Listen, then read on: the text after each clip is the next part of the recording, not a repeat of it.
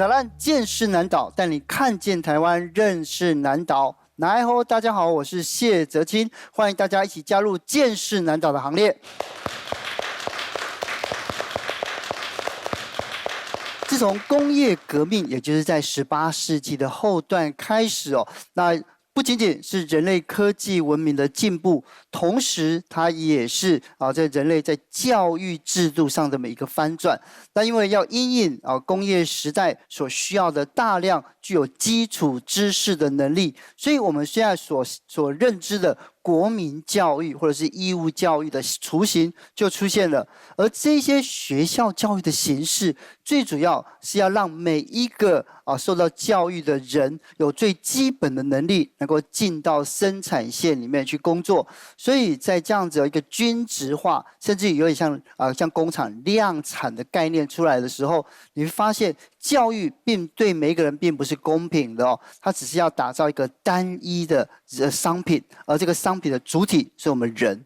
不过到了20世纪之后，尤其是2战之后，我们对教育的本质有很大的思想这个转换在这个转换的过程里面，怎么样要透过教育找回自己的主体性，那么根据每一个人的适才适性从艺术的教育、人文教育，甚至有专科不同的这个技职教育形态呢，都因应的出现，或者是它是一个复古的这风潮而在今天，我们在zalan 见识南岛里面，我们要带大家深入一个非常重要的核心议题。这个核心议题呢，是2007年在联合国的这个原住民族人权宣言里面所提出来的就是其实每个国家的原住民族的人民们都有透过这样的宣言呢，来保障基本的人权、尊严还有自由。那当然在这样子的人权宣言的前提之下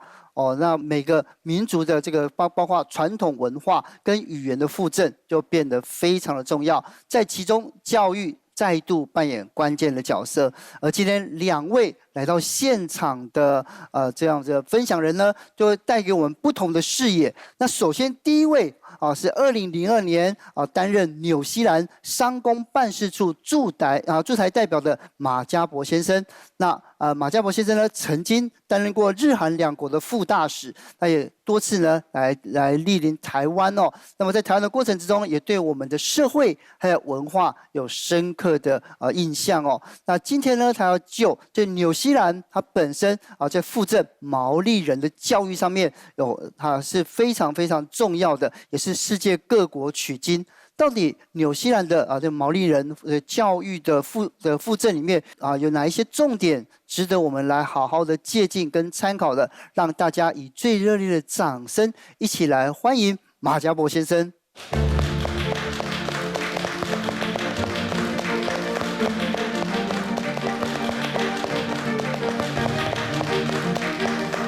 Maori people are the original inhabitants of New Zealand. Education is obviously at the heart of every society, and this renaissance of Maori identity has been accompanied by major developments in Maori education. However, starting in the last quarter of the 20th century, there was a dramatic rebound, with Maori leadership, economic resources, and culture becoming a very dynamic force in New Zealand again. Thank you very much for the opportunity to talk about Indigenous education in New Zealand here on zalan. Let me start with a Maori welcome. Kia ora, tēnā koutou, tēnā koutou, tēnā koutou katoa. Maori people are the original inhabitants of New Zealand, which is also known by its Maori name, Aotearoa, which means land of the long white cloud. Today, Maori comprise around 16% of New Zealand's population. So that's about 850,000 people out of a total population of 5 million. Maori arrived in New Zealand over 1,000 years ago from Polynesia. In fact, they share the same Austronesian ancestry as Indigenous people here in Taiwan. But despite being the original inhabitants, Maori people were heavily impacted by European colonization in the 19th century, losing much of their land, language, culture, and political authority. However, starting in the last quarter of the 20th century, there was a dramatic rebound, with Maori leadership, economic resources, and culture, becoming a very dynamic force in New Zealand again. New Zealanders have become aware of the inequalities faced by Maori, and there have been steps to compensate Maori for past injustices, such as the confiscation of their land during the colonial period. Now, there is a national level commitment to the Treaty of Waitangi, signed between the Maori tribes and the British government in 1840. The principles of that treaty include protection of Maori authority, partnership and consultation between the government and Maori, and assisting Maori people to preserve their language and culture. Education is obviously at the heart of every society, and this renaissance of Maori identity has been accompanied by major developments in Maori education. Let me review how that happened. For many years after colonisation, education for Maori was provided through state schools on the same basis as for European students. This tuition was entirely in English, and it used a standard European curriculum.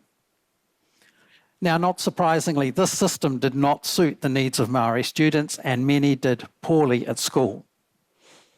Few Maori attended preschool. Many Maori students left school without qualifications, and very few Maori attended university.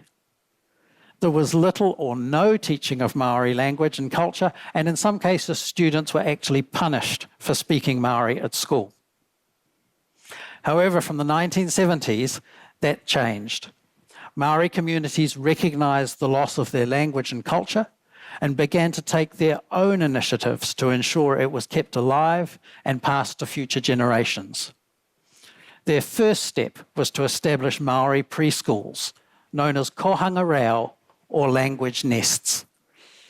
These preschools taught Maori children in their own language. This not only fostered Maori language among young learners, it also provided a strong incentive for Maori adults to use and learn the language so they could teach their children. The number of Kōhanga Reo preschools has grown, and today there are around 450, and they teach about 20% of all Maori preschool kids. While there was originally no government support for Kōhanga Reo, they are now recognised and funded by the Ministry of Education. So, how did preschool children manage when they left the Kōhanga Reo and went on to school? Well, the answer is that Maori communities started to establish Maori language schools for primary and then for secondary students. These schools are known as kura kaupapa, or foundation schools. They teach predominantly in Maori, although they do teach English as a subject. There are currently about 70 kura kaupapa schools with around 20,000 students. So that's about 10% of all Maori school students. And the same process was repeated at the tertiary education level, with Maori establishing institutions to meet their needs. These are called wānanga, which means a place for expert knowledge. There are now 3 wānanga teaching a range of courses, for example, Maori culture and language, and the management of Maori resources. Around 30,000 students are now enrolled in wānanga. That's around 10% of all students attending universities and polytechnics in New Zealand. Like the Kōhanga Reo and the kura kaupapa, these wānanga also receive financial assistance from the government and are recognised within the national education system. So all of these Maori education institutions teach Maori language and culture, but that's not the only way in which they incorporate Maori identity and values. They also practice a Maori philosophy of education, which includes both the spiritual and physical development of children, Maori concepts of cooperative teaching, recognising the place of children as part of a wider Maori family and society, and taking a Maori view of the wider world. These Maori education initiatives have had some important successes. Today, there are more Maori participating in early learning. Maori students are staying at school longer and achieving more exam passes, and more Maori are participating in tertiary education. The participation rates of Maori and non-Maori in preschool education are now almost identical at around 95%. And the situation's the same at the tertiary level, where the figure for participation for both Maori and non-Maori is about the same. It is also very clear that Maori do better academically when they study at Maori schools. Exam achievement for Maori students studying at Maori schools is higher than for Maori studying in general schools, and it is actually equal to the exam achievement of the general school population as a whole. That is a very significant achievement. But the proportion of its students attending Maori schools is still small. Only around 10% of Maori students attend kohanga reo, kura kaupapa, or wānanga. Most Maori students, so about 90%, still study in the general education system. These general schools vary enormously, from small rural schools to large urban ones. In some schools, there are only a few Maori students, but in other schools, they may actually be in the majority. The key challenge for general schools is to close the gap between the achievement of Maori and non-Maori students. For example, the percentage of non-Maori school leavers with a level 2 leaving qualification is 80%. But for Maori, it is only 66%. Maori are generally behind other students in core skills like literacy and numeracy. And only half of all schools provide some level of Maori education, Maori language education. In New Zealand's education system, each general school has a high level of autonomy. So they each need to find solutions to make education more appropriate to Maori in their particular school environment. Now, one of the solutions being explored in these general schools is strengthening the teaching of Maori language and culture and making it a tool to improve the learning outcomes for Maori students. There is also strong interest in developing teaching and learning practices that incorporate Maori values and give more opportunity for students to learn flexibly and to manage their own progress. And there is a big emphasis on building a culture of relationships that allows productive partnerships between schools and Maori families and communities. Now, the preschool sector shows how some of these techniques are being applied. In New Zealand, there is a preschool curriculum, and it has a Maori name, te whāriki, meaning a woven mat, much like the ones traditionally used by Maori. The curriculum has many strands that reflect Maori values. For example, there is a focus on children having a sense of belonging to a family, to the school, to the wider community, and to the place where they live. This reflects Maori culture's emphasis on social relationships. There is also a strong emphasis on what is called tuakana teina relationships. This is the traditional Maori approach where children support each other to learn. This is reflected in the way teachers organise learning activities and encourage children to explore together.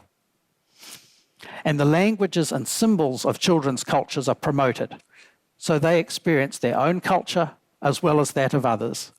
And in doing so, they discover different ways to be creative. This means that Maori culture, as well as the culture of New Zealand's many immigrant communities, like Indian and Chinese, is celebrated and valued. And the stories, songs, and crafts of these communities are incorporated into the preschool activities.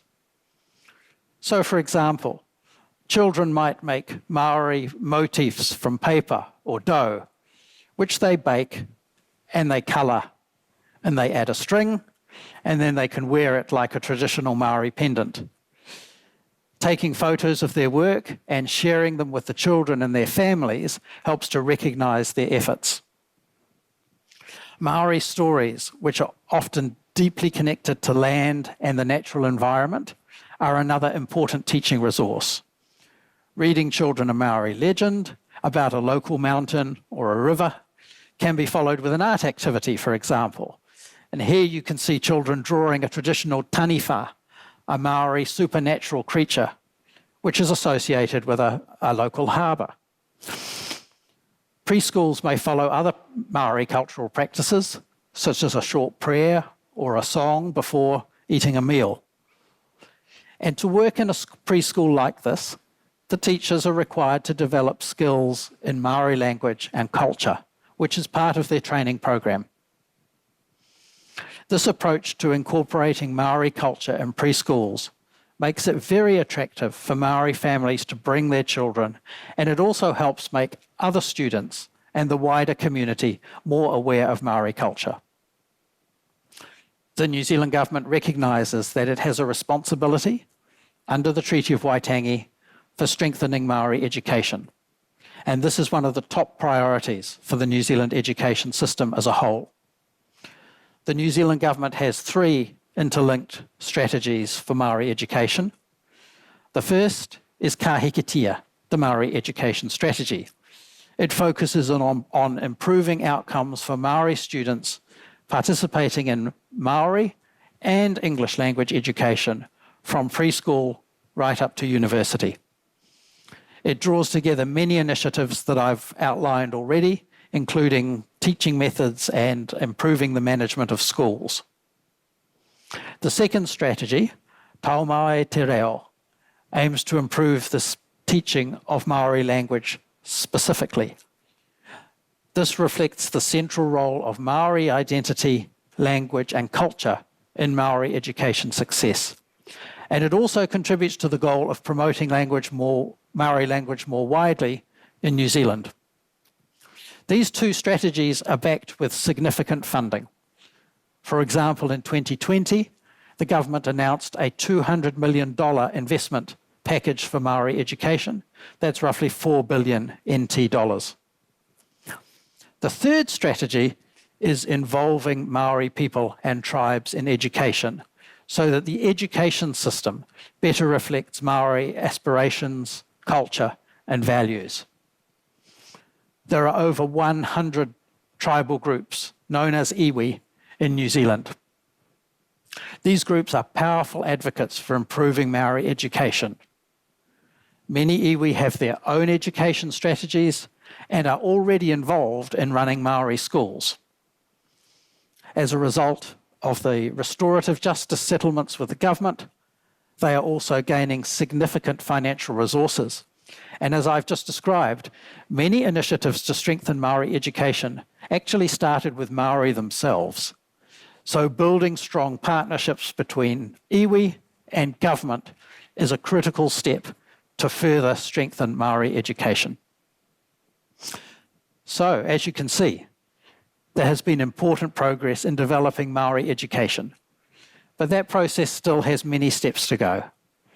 And that is reflected in the name of the Maori education strategy, Ka Hikitia, which means to take bigger steps. This is the way to develop Maori education into the future. The challenge is also reflected in a Maori proverb. Ko te manu e kai ana I te miro, nōna te ngahere. Ko te manu e kai ana I te mātauranga, nōna te ao. The bird that takes the miro berry owns the forest. The bird that takes learning owns the world. That's my presentation. Thank you very much.